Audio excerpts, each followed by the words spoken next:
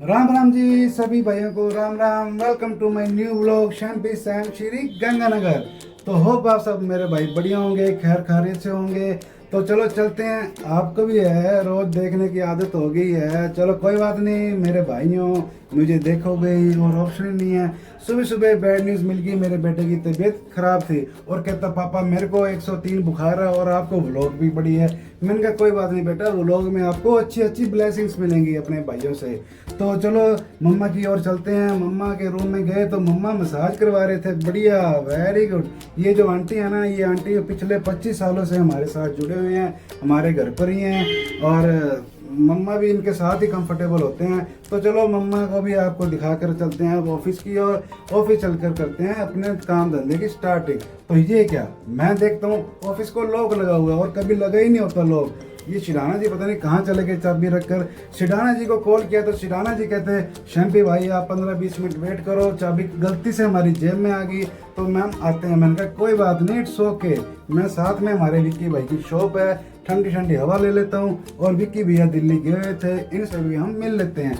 विक्की भैया को birthday wish कर कर इनसे मिलकर बहुत अच्छा लगा। हमारे बहुत ही बेस्ट पड़ोसी हैं ये, और हम हमारे दोनों में बहुत ही मतलब कंफर्टेबल हैं, बहुत शानदार। तो विक्की भैया से मिलकर इनके आगे भी चल के हमारे दो भाई हैं, सन्नी भैया और एक छोटे उस्ताद जी, इनके साथ भी आपको मिलवा देते हैं।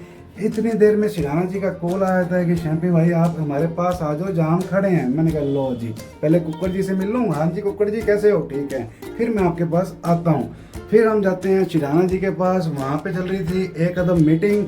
और आपको मैं बता दूं कि मेरा जो काम है ना वो है प्रॉपर्टी का, रियल एस्टेट का, एनडीए प्रॉपर्टी। और अपने एच ब्लॉक डिग्गी के किंग है ना, फिर किंग कहा जाता है।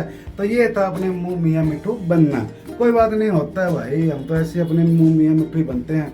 तो यहाँ का काम डन करके मुझे आ रही थी नींद, 2-2:30 बजे का टाइम हो चुका था। मैंने कहा चलो घर पे जाके सोते हैं। आधा घंटा पौना घंटा शायद सो लिया था। उसके बाद कुछ खा पी के अपने चलते हैं अपने ऑफिस की ओर। मैंने कहा भाई काम बहुत है आज, आज पूरा बिजी डे था, फुल बिजी डे। चलो चलते हैं ऑफिस की ओर।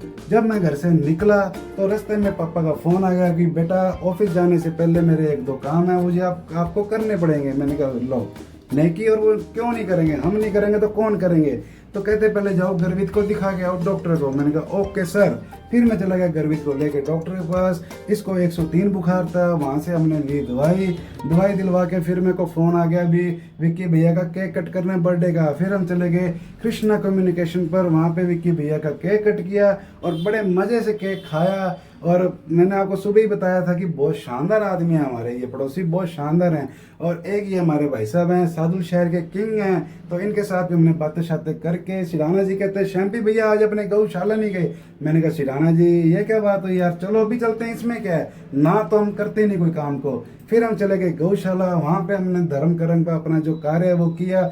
वैसे शूट करता नहीं होता, मैं रोज ही जाता हूँ, लेकिन कभी कभी शूट करना बनता भी है। तो मैं आपको बता दूं कि हमारे जो ये गंगानगर की गौशाला है ना, बहुत शानदार गौशाला है, बड़ा सुकून मिलता है, पीस शानदार। ये देखो भोलेनाथ जी की इतनी बड़ी प्रतिमा लगी हुई है, तो मज़ा आ जाता है यहाँ पे, एक बार आकर जरूर देखना शाम को। तो गौशाला में हमारे सारे काम डन कर फिर हम चलते हैं अपने ऑफिस की ओर। लेकिन लेकिन लेकिन लेकिन बाय करना तो भूल ही गया। Bye, see you, good night.